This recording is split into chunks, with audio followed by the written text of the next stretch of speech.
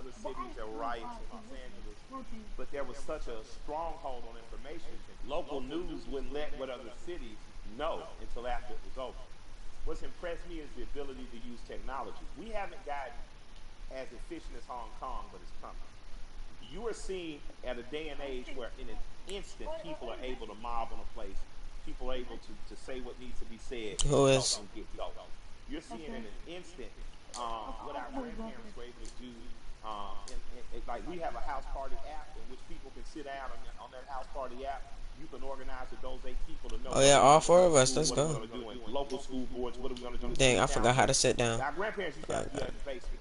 Now you're able to do it over your phone and organize effectively and immediately. So I'm impressed by the level of organization I've seen. Because when I was an organizer at 15, 16 years old, we'd have to literally meet for 30 days to plan something that you might strike that might be 3 hours or even 30 minutes, but you're constantly there. Yeah. These kids are able to do it, young people, these organizers are able to do it in a blink of an eye, but that only happens when you train like Floyd Mayweather. Organizers are like Mayweather. They never not train. And I think that these are the people again that we should be looking to follow in these times. But you dropped a mention of the House Party app. Mike, are you on House Party? You use it? I just found out about it. I got the cool people in my life hit me to what's the two apps I'm most interested in right now are House Party, and there's an app called Combos that allows me to speak directly back and forth with people. That's a lot with the angry moms and dads. Shouts out to the old folks. I think about where activism was on this issue in particular when Ferguson happened, and looking at it now, and it's while there was definitely a lot of positives that came out of Ferguson, particularly the Black Lives Matter movement. Seeing the level and the difference is that clearly there was a lot of lessons learned there, and they've Yeah. applied them now. And so there, it definitely seems much more cohesive, and that's been impressive. What has impressed you about what you're seeing, especially from these young people who really have seemed to seize this moment?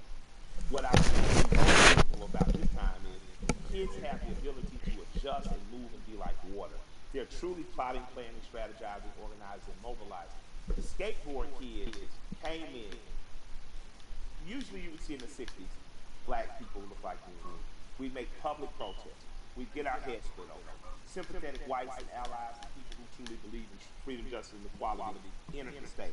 Now, not only are you beating black people, you're dragging off white people. Like, and it became a tapestry, a unified front to give us our most basic civil rights and acknowledge our human rights.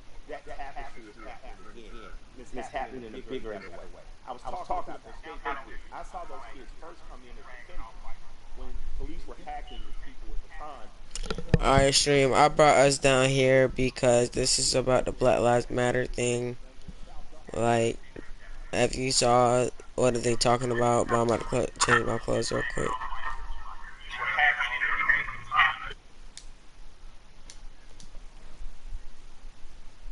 Look like a school book bag.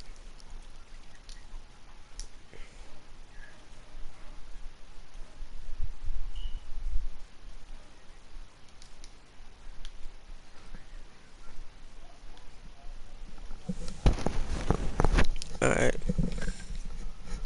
Once I go back into it. Me proud that I live in a country that has long promised equality, rarely given it to people who look like me, people who don't look like me defending it. You made a interesting note and observation about the skateboard crew, and I think anybody who's watching has noticed that it's not just black people who are out here No, protesting. Like it's this not. is It's a tapestry of people.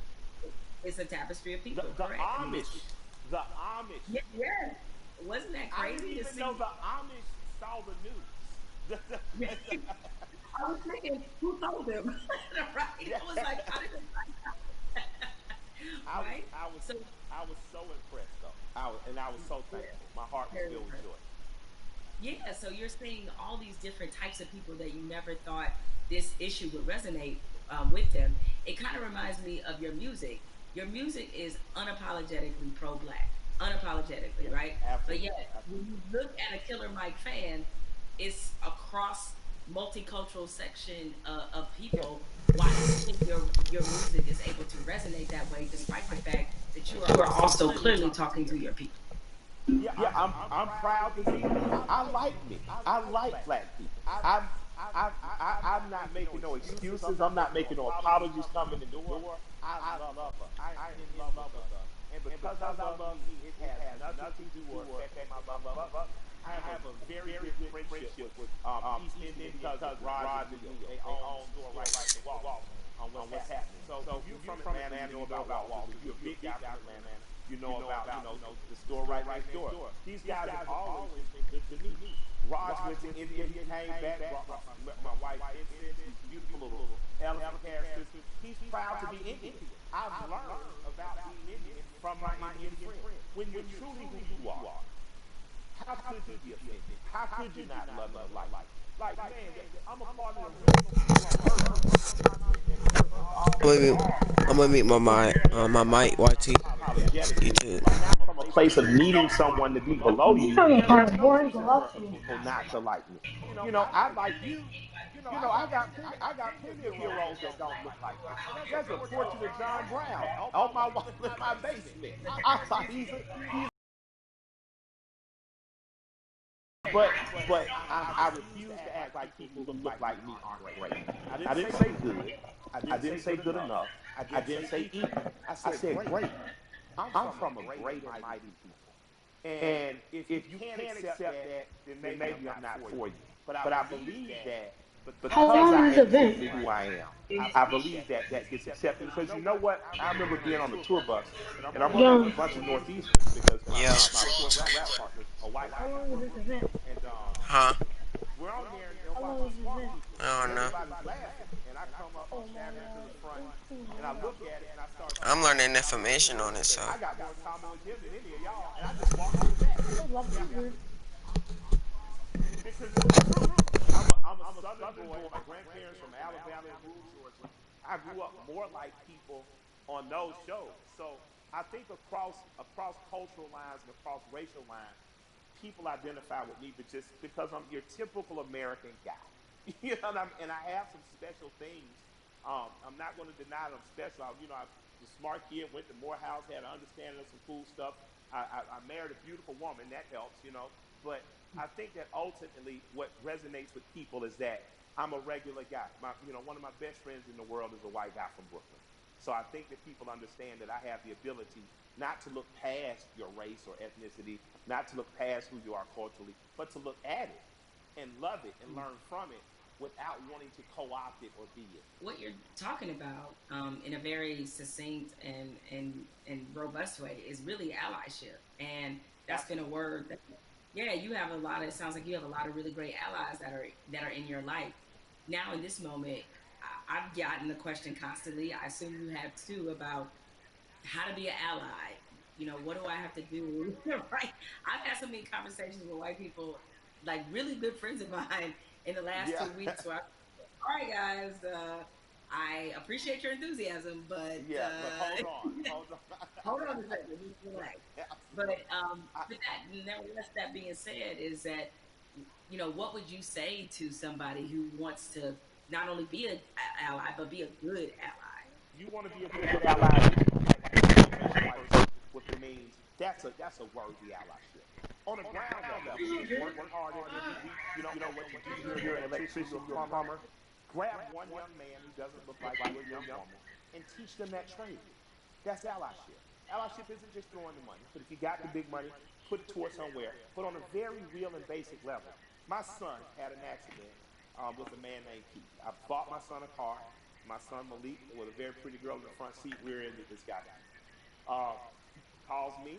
I pull up to Keith and the police officer. I say, if he'll allow me to handle this privately, I just don't want to call my insurance company because, I had just got in an accident, but I drive fast. My son, Keith, in good faith, gave me the opportunity to do that, and me and this man became friends. I'm literally friends with this white man who told me about Atlanta pre-white flight and desegregation, who's taught me about fatherhood and the importance of presence in your child's life. That doesn't happen if we're not open for it to happen. So an allyship with white people doesn't have to be an organization saving the world. But you do have to do what me and Keith did. You do have to, on blind faith, trust someone who doesn't look like you and allow that person to educate you. So an allyship is not just calling your black friends saying what I do. It's going to black organizations that might be local and saying what am I do. It's calling your friends and saying, let me I'm see back. what you're doing and I want to be an extra participator. Doesn't mean you get to go to the black people meeting, but it does mean Huh? that they say I'm going to feed people on Skid Row. You show What'd you up say? and you show up with empathy and care and you do it. And I'm gonna tell you, we need I said, doctors what in you that space. say? We need lawyers in that space. We need legislators in that space. People Nah, I'm trying to get with more the information business about it. prowess to be in that space because there's some things that need to happen on ground What you level. about to do? That once the grassroots people have gotten here, there needs to be money put behind Alright. these things. A lot of the problems that If we this not have in our entertainment, you community better watch something on your can be phone. solved But I'm within looking at this. 2006, 2016, and all these other Cause I'm trying to years. show my We stream chose was, not to because we excuse me. trusted the I'm right trying to people show to my do that. But YT that fans doesn't what's happen happening overnight. too. And after that, you have the potential to truly be brothers and sisters. You have truly the potential to be past Who's that? be letting cultural, national, religious markers eventually Well, have I'm you going back on know mute, that chat. we're talking as a true human being and at our very core past any physical difference. My job is to honor the soul of that other human being. So there's no need to have allies because I'm not at war. I truly have a brother and sister. There's no need to have an ally because there's no threat of war. I refuse to send any 18-year-old boy or girl off to die. And that has to be something that's much, much deeper than policy, much, much deeper than the human condition in the last 500 years. We have to get back to that. So that's my humble opinion. I don't know, where that takes white America, but I hope we stay standing up, fighting together. You know, Mike, we've been having this great conversation, and a lot of people watching, they probably want to know, because again, these things happen in flashes where 1 minute we're talking about this, everybody's fired up, everybody's willing to do Yeah, things, and then the next minute, the momentum dies. So, how can the people who yeah. are watching now, how can they keep this conversation, this action, this momentum going? Take this conversation, get 8 to 10 people around you, your neighbors and people who live within 10 square miles, and start to see what you can do to affect. And then connect with other people that may be in closer proximity, 30, 40, 50 miles, even another city or places that are doing it right, that are doing it right in other places. Connect with those people and if all of us do a little, no one has to do a lot. If all of us do a little, if all of us pick a little to do, no one will have to do a lot. That's a word right there. If we all do a little bit, nobody has to do a lot. Has to do a lot, Um, absolutely. Nobody has to do a lot. Mike, I have enjoyed this conversation like I enjoy every conversation with you. I can I certainly love talk to you. Yes, it is mutual. The mutual it. respect and love of society right here. Thank you, and more importantly, thank you for everything you do on the ground. I mean, so many people. I mean, I knew that you tell the truth the way it needs to be told, but a lot of people during this time of crisis have been Yeah. exposed to you and understand that. I mean, you really are for the people. This is I called am, We the People. absolutely. Absolutely. This is you all day long. So thank you for all the work and all the inspiration, all the words, everything that you're adding to this conversation, and more importantly to this action. With that said, we have to say goodbye, but we don't have to get out of here just yet because I'm gonna toss this on to my brother Okay. Van Jules, who can take it from here. Yes, sir. Chat, you saw that? Oh shoot, they be having episodes. We also got a chance to see that amazing video. All right, chat. We're gonna watch some of this and then we're gonna go. All What right. did you get from your conversation with Killer Mike? And more importantly to me, what do you make of this moment that we're in?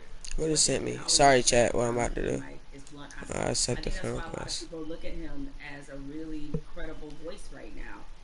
He's honest about what he knows and Put honest your about dot what off he the doesn't screen. know. So I think when you have those elements, that's going to always make for a pretty good conversation. I want you Cause to I'm maybe trying to get talk this to right for my stream. at the same time as welcome. It's also a little bit There we surreal go. in terms of it took us so long to get here to make sure that we're not always starting ground zero every time we have to I'm on have YouTube. a significant conversation or Alright, I situation. gotta shut up so they can hear. Why do you think it's different this time? Because I mean, there have been videos before, and yet people still now act like shocked. Help me understand what's different this time from your point of view. What's your take? It's two things that I think stood out about the George Floyd video. One, there was no yeah, but. And granted, in my mind, we've seen videos where there was no yeah, but people nevertheless invented a yeah, but. But in this one, there really wasn't one, even if you were Stretch Armstrong trying to stretch and find one, there just wasn't one. What always has just stuck with me is the look on this officer's face as he was kneeling on George Floyd's neck. It was so cold. It was as if this were Thursday. And he showed such a little emotion, remorse, any emotion you want to name. He didn't show any of that as he killed a man in the middle of the street with bystanders looking on. So I think that situation, coupled with the fact we had already been reeling from Ahmaud Arbery, we had already been reeling from Breonna Taylor, and even though the situation wasn't fatal, there was definitely a storm of frustration at what happened with Christian Cooper. So this all together leads us to this moment where finally, even the most adamant naysayers who wanted to pretend as if this wasn't a structural problem, what could they say? I mean, there was nothing else that could be said, and I think everybody who was already fed up decided now is the moment, now is the time. The world has slowed down because of COVID-19. If we are going to address this, this needs to happen now. I've never seen 20, 30 million white people asking black people for leadership. That's interesting because they start, well, what do you want me to do? I'm like, well, I don't know. Google is a powerful tool. I don't know. I'm realizing now, though, that this is an honest question. How do you think that we as African Americans and our allies can rise to meet a moment like this and actually accept the fact that we may actually have a couple million new allies? And how do we deal with that? That's new for us. I'm glad you used the word leadership because there's a difference between us being put in a leadership position and us being put in an educational position. The educational part, we are long past, right? we don't want to be educating anybody else about race. We're not here to soothe you. We're not here to make you feel better. But leadership is something different. And it looks different depending on how you want us to take that leadership. Certainly, we are accustomed to being a voice on these issues. We're accustomed to setting the agenda. It's fine if we continue to lead in that direction. I think what we're looking for is if this were, a relay race, we want to pass the baton, and we want you to be able to say, okay, here's what we've been feeling about this issue. Here's what needs to happen to change it. The other part of this race is that you got to be willing to run it just as hard and as fast as we are. Because if you're not, that's why we remain stuck in the flying pattern that we've been in for hundreds of years and decades as we've tried to reconcile this issue. So we have to figure out what is the most useful way of allyship. We see a lot of people throwing statements around. We see a lot of people throwing money around. We need that to be a focused effort, and more importantly, to be vocal about it. I can't take any more double-sidedness. There can be no more other-siderisms, if I may make up a word, meaning that you give over here and you're a company that is like, yeah, Black Lives Matter, except for in my boardroom, where they don't, or except for my organizational chart, where they don't. So I'm done with that, right? That's great. Charity's great. Charity doesn't change structural racism, right? What changes it is when you actively look in your building and ask, why aren't there more Black people in this building, in this boardroom, in this C-suite? So the allies that we have, what you can do, change the structure and cultures of your companies, of your businesses, of wherever it is you have influence. Start there. The thing I try to tell people is, it puts us in a no-win situation. I want our white sisters and brothers to be better educated and to care more, but I don't want to have to bear the burden of trying to teach and educate all the time. The reason you pay tuition is because it's costly to educate someone. Educate me, that's costly to me emotionally and from a time point of view. Also, I think we have to be very honest. Nobody would go up to somebody and say, teach me Russian in 5 minutes. And by the way, make me feel good about it. Right? I mean, wait, hold on a second. Like, you want me to teach you about racism, which is the history of race in America is just as complicated as Russian. And you want me to teach you that in 5 minutes? And also, if I make you feel bad about it in any way, now I got to be your therapist too. And like you said, soothe you or whatever. That's got to stop. I would love for somebody to come to me and say, I made my whole family watch the 13th and read the new Jim Crow and read White Fragility, and we had a question on page 52. Now, hey, we can have that conversation all day long. because you're doing your homework. But don't flop on me like you never heard of Google. If you want to know about cryptocurrencies or whatever, you find that stuff out before any black person ever heard of it. So I'm sure you can educate yourself about anything you want to know. I have to say something to you because I've never gotten a chance to talk to you. I feel like I know you because I'm such a big, mad, crazy fan. But I love you to death. I just am so proud of you. I say proud of you almost in cash. I am so proud that you exist. Where do you find the strength to continue to do what you're doing and say what you're saying, even in the face of opposition, to the point where now the whole world has to listen to you? Where did you find the strength when they weren't listening? I guess maybe this is just part of the black woman's condition is that we don't know any other way. And most of us, I come from a line of black women who were just like this. My mother's like this. My grandmother was like this, where it's the old phrase we've all used as black people, making a way out of no way. And scream until they hear you. You know what I'm saying? Is that because the opposite, to do the opposite of that is what? Is that I can't even afford to do that. I don't know any other mode but to fight for what's right, but to try to stand on the right side of history, but to speak for people who don't have a voice or a platform as large as mine because somebody did it for me. What advice do you have for people who want to have these conversations, maybe not as well spoken, not as well read as you might be, but who really are sincere and want to have a conversation? I think you have to start from a point of honesty and being real about what some of your beliefs, prejudice, biases are, where they come from, why you learned them. I think if you take anything else beyond race, as we get older, we do a whole lot of unlearning.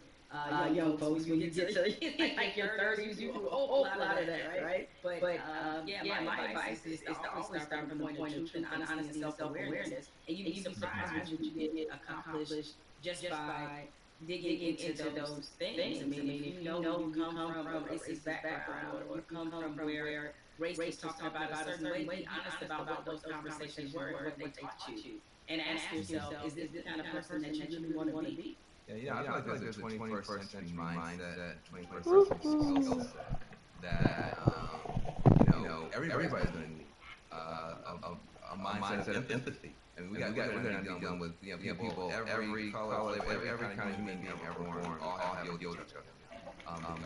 Because of just the world economy. You're going to be competing against people in China and Nigeria. That's just the world. So you have to have a mindset of empathy to really try to understand where people are coming from. You have to have a skill set of listening. If you understand this conversation, you can talk to black folk and brown folk and Muslims, everybody else. So we're trying to convert a benefit to you. We're trying to make you better. It'll make my life better, but it'll make your life better too. Now, what charity are you supporting? Well, some people can maybe see my T-shirt. It says "Support Black Journalists," right? The lack of still black journalists in most newsrooms is pretty appalling. What changed my life and what got me NABJ is the largest majority journalism organization in the country. The development, the networking, job fair, internships, scholarships, what happens there has changed lives. Changed a lot of people's careers. I mean, people like you, Van, and everybody when they think of Roland Martin, Soledad O'Brien, it's just a number of people, Michael Wilbon, that are part of this organization and have been able to build legacies there. And so it's on us to, again, usher in this next generation of young journalists who, I get it right now, feeling really discouraged. They look at not just what a lot of newsrooms look like, a lot of networks look like, but also we're under the shadow of a pandemic right now. So there's a lot of journalists who have lost their jobs. A lot of companies are downsizing. They need a reason to believe and to be in this business. And so NABJ has done so much for my career and continues to do that for others. So that's the charity that I support, an organization that has changed my life and that of many others. Well, listen, I second that, third that, and fourth that. NABJ is a beautiful organization.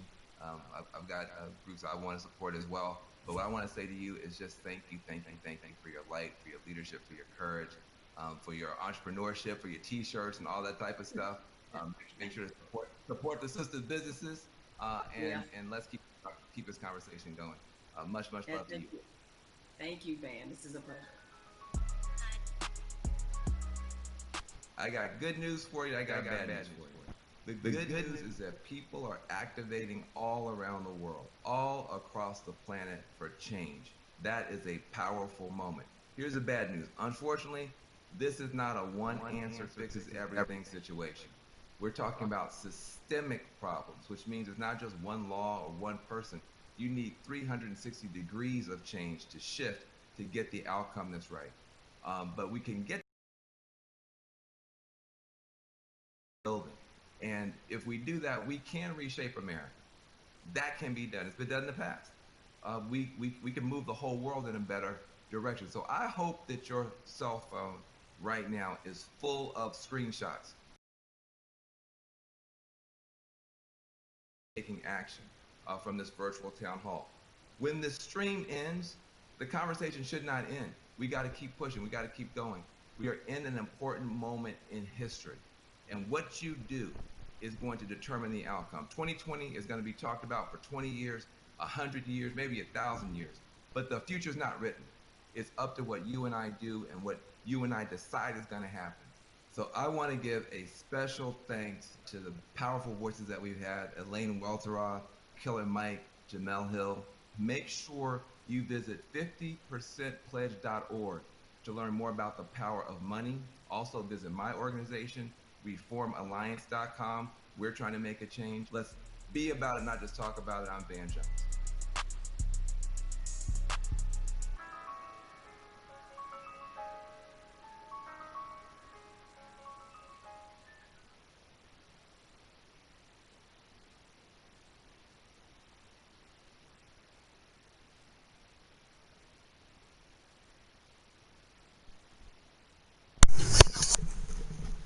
Alright, YouTube, thank you for watching.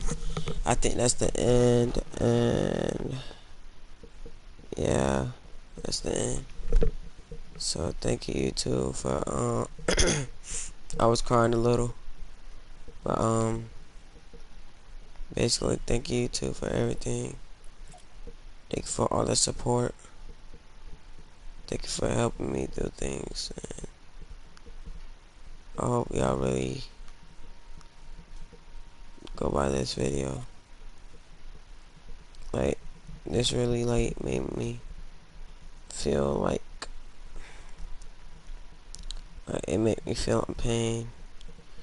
Made me feel like more alive. You know what I mean?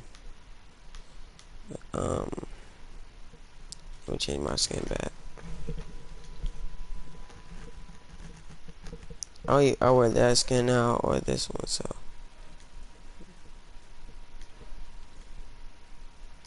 Oh shoot, hold up.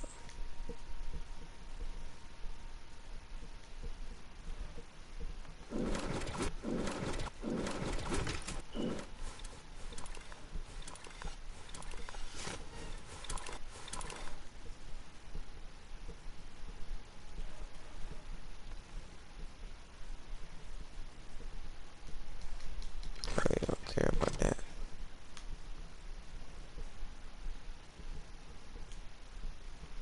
So YouTube, you know the vibes. Keep the grinding. Don't let nobody tell you different. You see, I barely got subscribers, and nobody still didn't tell me different. I'm gonna walk with them.